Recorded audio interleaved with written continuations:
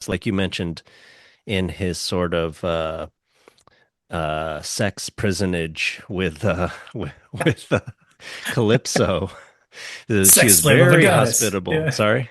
Yeah, yeah. Sex slave of a goddess. Yeah. Yeah, yeah. I mean, however terrible that would have been, for sure. I mean, he certainly suffered a lot, but it's there's worse things, I Mhm. think. But n- being very, very human. I mean, and that's how the Odyssey starts, as opposed to Iliad. Iliad is like rage, the rage of Achilles. This is like man, the humanness of Odysseus. And here again, he's saying, no, no, no, I'm not a god. I'm a long-suffering human being. I need your help. I've gone in the ashes. I've supplicated myself to you. I've humbled myself to you, Mhm. which interestingly Athena had described as a act of bravery.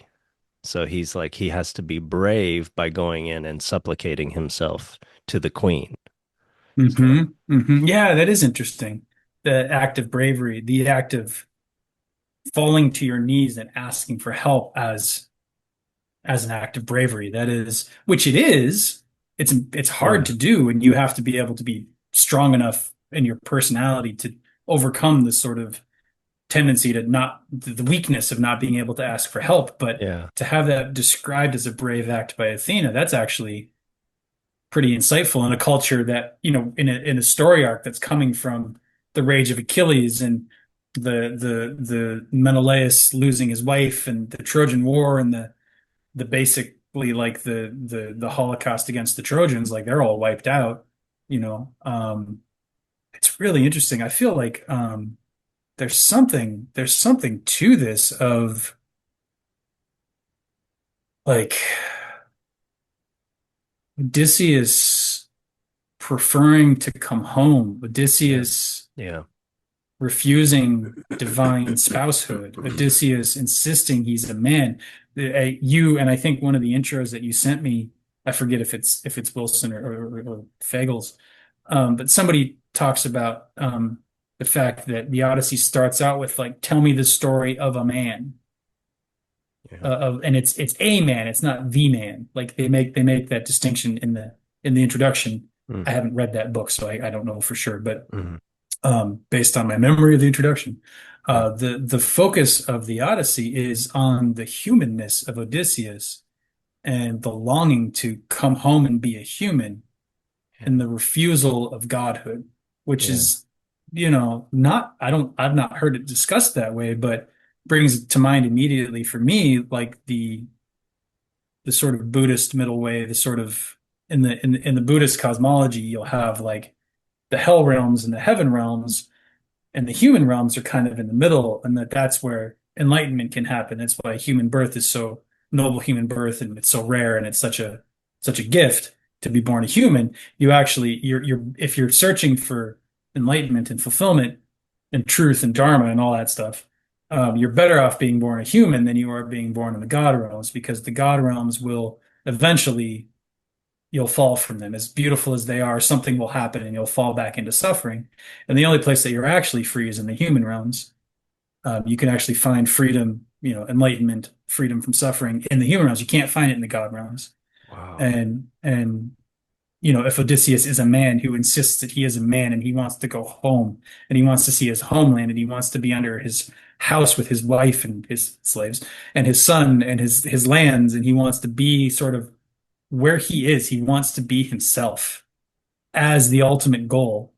Uh, is fascinating because, um, well, I don't know. I don't want to talk too much. If you have something to say, go ahead.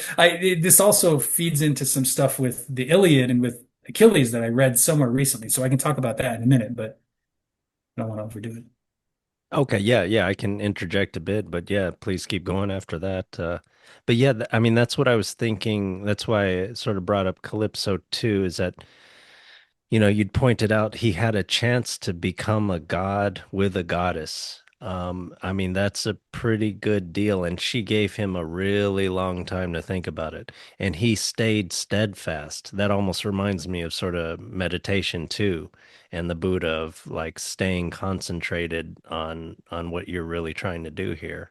not getting carried away with, with all this temptation and everything. Before enlightenment, the myth goes that he was tempted by many beautiful kinds of things, right? And he put his finger on the ground and he maintained his concentration. And Yeah, that there's Mara and a the daughters of Mara and his armies was attacked the Buddha, but they were all illusory. And yeah. his reply to Mara was like to put his hand on the ground, like you're saying, and that is the same message that we get from Odysseus, at least as we're looking at it here. I don't mean to imply massive, oh, it's the same story, but like Yeah, yeah, it's the same ingredient in different stories. yeah, And they're both very important, I think. Yeah. yeah. And that, yeah, Odysseus has had this terrible suffering in this war, and now he's trying to come home. And then he goes into a paradise with Calypso, a beautiful goddess, and the story shows that she's more beautiful than his wife, and he admits that and everything. Hmm.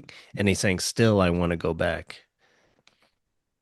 Yeah, and then yeah, I don't know. There's something attractive about the Greeks, maybe because in some way, they fully embrace being human, Hmm. and they acknowledge that there is a godhood to us.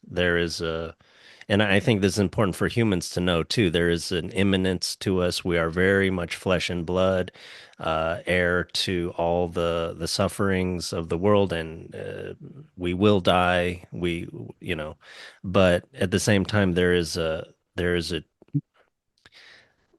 a sort of transcendence element to us too. Please like and subscribe for more of our open minded content, and comment below on your thoughts or questions about the story. Let us know if you'd like us to cover another stimulating story, and thank you for participating.